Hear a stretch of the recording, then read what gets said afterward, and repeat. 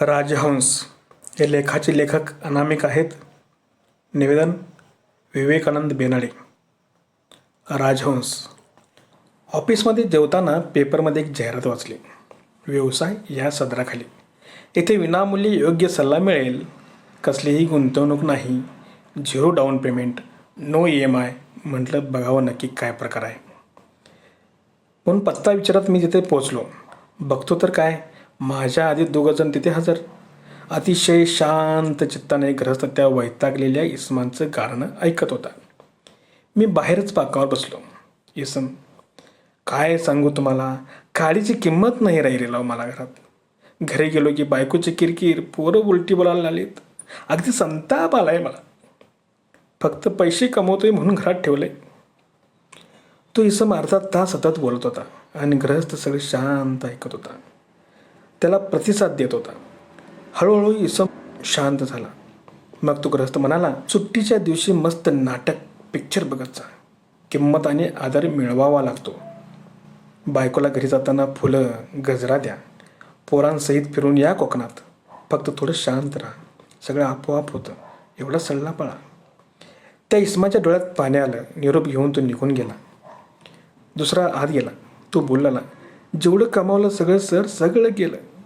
पॅकिंगचा व्यवसाय ऐन भरात असताना माझ्या वर्कशॉपला लागलेल्या आगीत सगळं राग झालं सर. कर्ज फेडायची का काय करायचं काहीच सुचना. सगळ्या मित्रांनी तोंड फिरवली सर. आई बाबांना बायका पोरांना काय काय उत्तर देऊ. जीव द्यायची इच्छा होते. बोलता बोलता त्याच्या डोळ्यात चटकन पाणी आलं. तो रडू लागला. ग्रहस्थ ऐकत होता. रडताना त्यानं त्या इसमाला अडवलं नाही अजिबात. हुंकी देत तो जरा स्थिरावला. ग्रहस्थ बोलला, मित्रा, तो तूच आहेस ना ज्यानं व्यवसाय उंच टॉपला नेला, पाण्यासारखा घाम गाळला. जेवढं उंच यश तेवढंच खोल अपयश. हा या जगाचा नियमच आहे. पण यश टिकवणं आणि अपयश पचवणं हे ज्याला जमतं तो कायम यशस्वी होतो. स्वतःला सिद्ध करण्याची संधी आहे ही. घरी जाऊन आईबाबांना बायका पोरांना एकत्र घेऊन मनमोकळेपणाने बोल.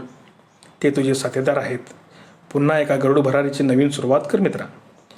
तो इसम एकदम त्राण आल्यासारखा उठला आणि त्या ग्रहस्थाच्या पाया पडून निघून गेला. माझी पाळी आली. मी आत गेलो. मला राहवलं नाही म्हणून विचारला, लोक वेगवेगळे व्यवसाय करतात. तुमचा हा कसला सल्ले देण्याचा व्यवसाय, तोही फुकट? तो मनसोक्त हसला. मग बोलला, माझं नाव राजहंस सत्यव खाते. मी PhD सायकॉलॉजी केलं. 30 वर्षे प्रॅक्टिस केली आहे मुंबईत. मागील वर्षी माझी अर्धांगिनी मला सुटून गेली. मुलगा US मध्ये सेटल झाला आहे. एकटा पडलो म्हणून मी हा व्यवसाय सुरू केला. तुम्हाला सल्ल्याचा वाटणारा पण मुळात आशेचा. तुला काय वाटतं, मी त्या दोघांना जे सांगितलं ते त्यांना माहीत नव्हतं का? पण ते एका गर्दीत अडकलेत. स्वतःच्याच वर्तुळात सापडलेत. मी फक्त त्यांना त्यातून बाहेर काढलं. आपले दुःख ऐकणारं कोणी असेल तर विश्वास निर्माण होतो. आणि मग त्यानंतरचा त्याचा सल्ला जगण्याची आशा आणि प्रेरणा होती. मित्रा, ही आशा आणि प्रेरणाच माणसाला जगणं शिकवतात. मी ही आशा आणि प्रेरणाच विकतो. निरोप घेऊन मी बाहेर पडलो. आयुष्याच्या भावनारूपी सागरात सुख वेगळं काढून लोकांमध्ये वाटणाऱ्या त्या राजहंसाची मनात कायमचं आठवण करून गेली. केव्हा कोणाच्या तरी जीवनात राजहंसपणा. जीवन खूप सुंदर आहे. लेखाचे लेखक अनामिक आहेत. त्यांचा फोन नंबर नाही आहे. मी निवेदक विवेकानंद बेनाडे. माझा फोन नंबर आहे 81 49 71 80 77.